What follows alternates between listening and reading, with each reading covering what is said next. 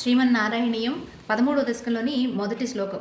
గత దశకంలో హిరణ్యాక్షుని సంహరించడం కోసము బ్రహ్మగారి యొక్క నాసికా పుటల నుంచి శిశుకోల రూపంలో వరాహమూర్తి అవతారంలో స్వామి అవతరించడం జరిగింది.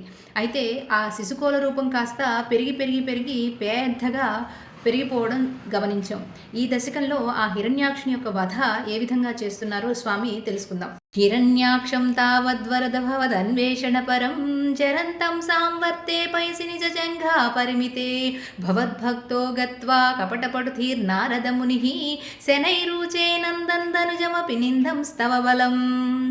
నారద మహర్షి ఏది చేసినా కూడా లోక కళ్యాణం కోసమే చేస్తారు కదా. భగవంతుని భక్తులు ఎప్పుడూ కూడా అలాగే ఉంటారండి. నారద మహర్షి మెల్లగా ఆ హిరణ్యాక్షుని దగ్గరికి చేరుకొని శనైరూచే అంటున్నారు, మెల్లగా అతని దగ్గరికి చేరుకొని అతని యొక్క ఆ అసురుని యొక్క బలాన్ని పొగుడుతూ స్వామి యొక్క శక్తిని తగ్గిస్తూ ఇదిగో ఇలా పలుకుతున్నారట. హిరణ్యాక్షం తావద్వరద భవదన్వేషణ పరం. భవద్ అన్వేషణ పరం, భగవంతుణ్ణి అన్వేషిస్తున్నటువంటి ఆ హిరణ్యాక్షుడు ఇప్పుడు ఎవరైనా సరే భగవంతుణ్ణి అన్వేషిస్తూ ఉంటే వాళ్ళకి తప్పకుండా కనిపిస్తాడు కదండి.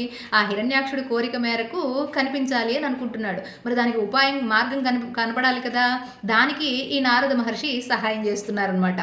చరంతం సాంవర్తే, అలా వెతుకుతూ సముద్రంలో నడుచుకుంటూ వెళుతున్నప్పుడు సాంవర్తే పయసి, పయసి అంటే ఆ సముద్రపు జలాలు అతనికి నిజ జంఘా పరిమితే, జంగములు అంటే పిక్క భాగం మోకాళ్ళ కింద వరకే వచ్చాయట. అంత భీకరాకృతి ఆ హిరణ్యాక్షుడిది. భవద్భక్తో గత్వా, అక్కడికి భగవంతుని యొక్క భక్తుడైనటువంటి నారద ముని కపటపటు ధీహి, కపట బుద్ధితో, ధీ అంటే బుద్ధి కదా, కపట బుద్ధితోటి నారద మహర్షి ఇట్లా పలుకుతున్నారట. ఇక్కడ కపట బుద్ధి అంటే ఏమిటి? అందున భగవంతుని యొక్క భక్తుడు కపట బుద్ధి కలిగి ఉండడం ఏమిటి అనంటే, భగవంతుడు తనని కోరుకునేటటువంటి వాళ్ళ దగ్గరికి తన దగ్గరికి చేర్చుకుంటాడు కదండి.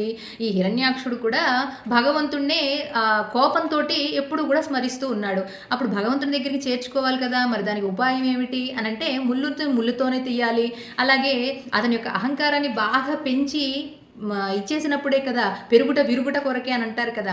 అందుకనే అతనిలో ఉన్నటువంటి అహంకార ప్రవృత్తిని బాగా పెంచడం కోసము యుద్ధానికి తలపడాలి అని అంటే మరి దానికి ఒక మార్గం కావాలి కదా. అందుకనే ఇక్కడ మెల్లగా నారద మహర్షి శనై రూచే, శనై అంటే మెల్లగా అతని దగ్గరికి చేరుకొని నందన్ ధనుజమపి నిందం స్తవ బలం, భగవంతుని యొక్క బలాన్ని శక్తిని తగ్గిస్తూ అతని యొక్క బలాన్ని, అబో నీ అంతటి గొప్పవాడు లేడు, నీకు ఇంత బలం ఉంది కాబట్టి నువ్వే గెలుస్తావు అన్నట్లుగా కాస్త అతన్ని బాగా పెంచి పోషించి అహంకార ప్రవృత్తిని బాగా పెంచేలాగా చేసి యుద్ధానికి ప్రోద్బలం చేసేటట్లుగా నారద మహర్షి ఇట్లా పలుకుతున్నారట. ఎలా పలుకుతున్నారో 2వ శ్లోకంలో తెలుసుకుందాం.